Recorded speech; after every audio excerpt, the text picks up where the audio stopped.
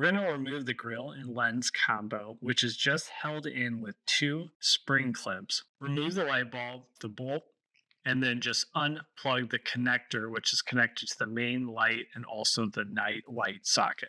I want to hear to see if the same issue is present. And we can hear that ticking, right? Where we know most likely the fan blades and the bracket assembly is having some interference. So first we'll take the push nut off, not a very effective push nut. Not a huge issue. Just remove the fan assembly, apply pressure to both sides, and it's pretty easy to remove. You'll see there's kind of a rubber mount. This is an ISO mount. It isolates the vibration of the motor. It helps to reduce noise as the fan is in operation. And then the motor will just pull off, and now you have everything disassembled. And what I would recommend doing is go ahead and have everything right in front of you. Go ahead and clean it.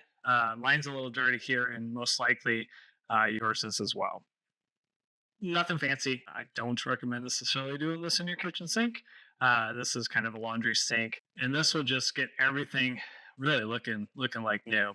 Now, no water needed, but with a shop towel, just trying to clean up the motor here, and you can use Q-tips as well. So now everything is cleaned. Now we're ready to go back and put everything back together. Take your time. Make sure you're lining up those correctly to ensure the best fit.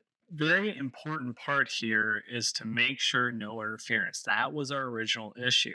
So you want to push the fan blades down as low as possible, but making sure they're not hitting the bracket itself. Now the push nut. So we ripped the first one, but what you can do is get a 1/4-inch push nut like this one from Lowe's or Home Depot. And what we can do is take some side cutters and kind of snip away the outside hub or plastic here, because I really only need the push nut metal component in the middle. Now this one is quite a bit actually stronger than the other one. So it takes a little bit more to get it on the shaft.